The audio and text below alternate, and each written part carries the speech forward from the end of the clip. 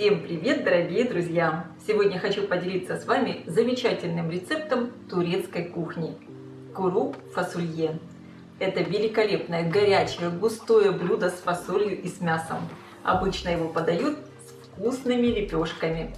И специально для этого блюда я приготовила еще вот такие замечательные ароматные лепешки. Это, конечно, будет вообще очень вкусно. Обязательно его приготовьте и попробуйте. Уверена, все, кто любят фасоль, оценят это блюдо по достоинству. Это просто божественно, очень вкусно. И для приготовления фасоли с мясом мне понадобится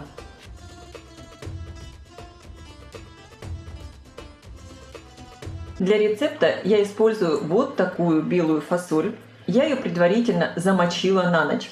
Она у меня стояла в холодной воде минимум 12 часов. И сейчас я уже поменяла здесь воду и поставлю фасоль отвариваться. Для рецепта я взяла 500 граммов сухой фасоли. Также я буду использовать довольно много мяса. Всего у меня здесь 600 граммов мяса. Я буду использовать говядину и немного баранины. У меня вот такие кусочки баранины, они уже тонко порезаны. И говядина, мякоть. Конечно, количество мяса и количество фасоли вы можете определять по своему вкусу. Кому-то нравится больше фасоли и меньше мяса, кому-то наоборот. Мясо сейчас надо порезать небольшими кусочками. Я уже с говядины зачистила отдельные пленки и просто порежу на кусочки. У меня здесь говядина с кусочком сала. Я его не срезаю. У меня получаются вот такие кубики мяса, размер 1,5 см на 1,5 примерно. И разрежу баранину. Здесь у меня вот такие небольшие косточки. Я их не удаляю. Прямо вот с такими косточками получится очень вкусно. Это барашек молодой, готовится быстро. Безусловно, такое блюдо можно готовить не только с говядиной и с бараниной. Можно использовать и свинину, и курицу. Но, конечно, в турецкой кухне используется именно говядина или баранина. Я поставила разогреваться кастрюлю. Лучше всего использовать кастрюлю с хорошим покрытием, таким и толстым дном, чтобы здесь все обжаривать и уже потом тушить. Сначала я буду обжаривать мясо на смеси сливочного. Я добавила примерно 40 граммов сливочного масла и столько же растительного. Отправляю обжариваться мясо.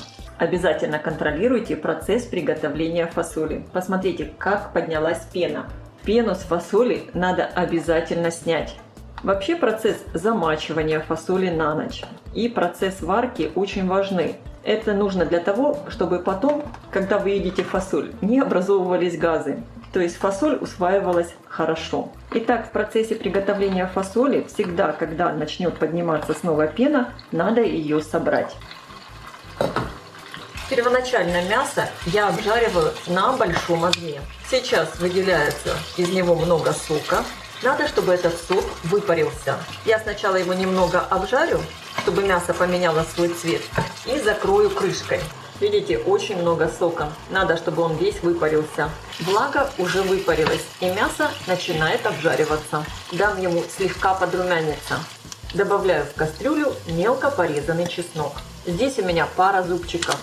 Также его слегка обжариваю до появления характерного аромата, буквально в течение полминуты.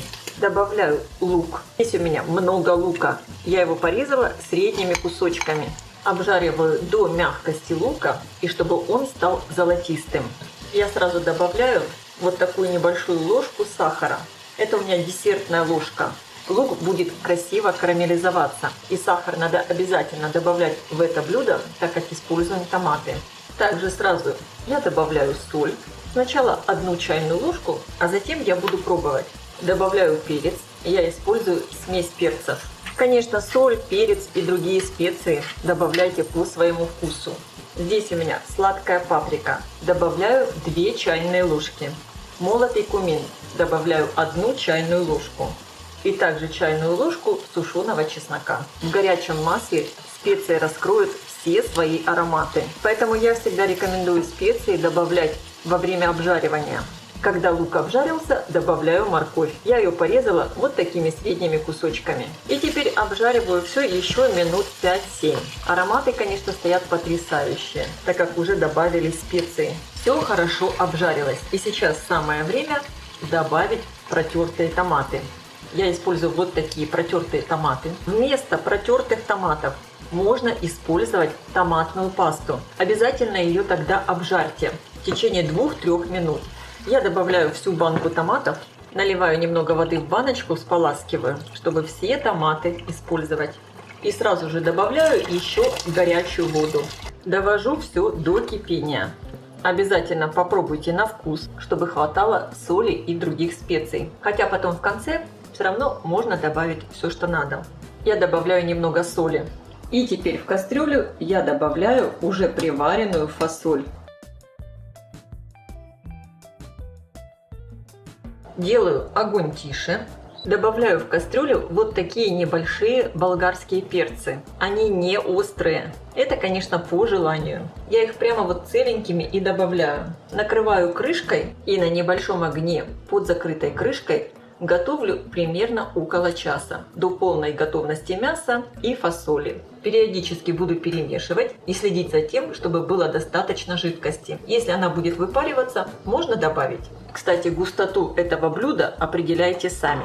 Очень многие любят, чтобы он был такой достаточно густой. Многие любят, чтобы было больше жидкости.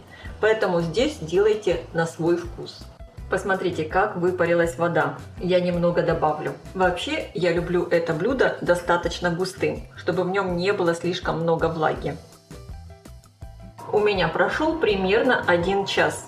Я вижу, что у меня уже фасоль готова и мясо также готово. Но можно дополнительно еще проверить. Я беру немного фасоли и возьму кусочек мяса. Посмотрите, фасоль вот так у меня уже разминается. Она хорошо проварилась. И мясо тоже хорошо проварилось. Все готово. Замечательно. Аромат стоит просто потрясающий. Обязательно попробуйте все на вкус. Если не хватает соли, перца, других специй, добавляйте. Я добавляла немного соли, сахара и черного перца. Сейчас я все выключаю, закрываю крышкой и оставлю постоять минут 15-20. И можно блюдо подавать к столу. И как раз я поставила в духовку запекаться лепешки. Все будет готово одновременно. У меня все готово для подачи к столу. Фасоль настоялась. Посмотрите, какая красота получается. Это блюдо что-то среднее между супом или фасолью с соусом. Сверху все немного присыпаю зеленью и подаю к столу. И специально для этого блюда я приготовила еще вот такие замечательные ароматные лепешки. Это, конечно, будет вообще очень вкусно. Разламываю лепешку, окунаю ее в эту чудесную похлебку и, конечно, берем фасоль и мясо. Это просто божественно, очень вкусно. Я желаю всем приятного аппетита, ставьте лайки, пишите ваши комментарии. Делитесь этим новым видео с вашими друзьями в социальных сетях. Подписывайтесь на мой канал Люда Easy Cook Позитивная кухня. Всем пока!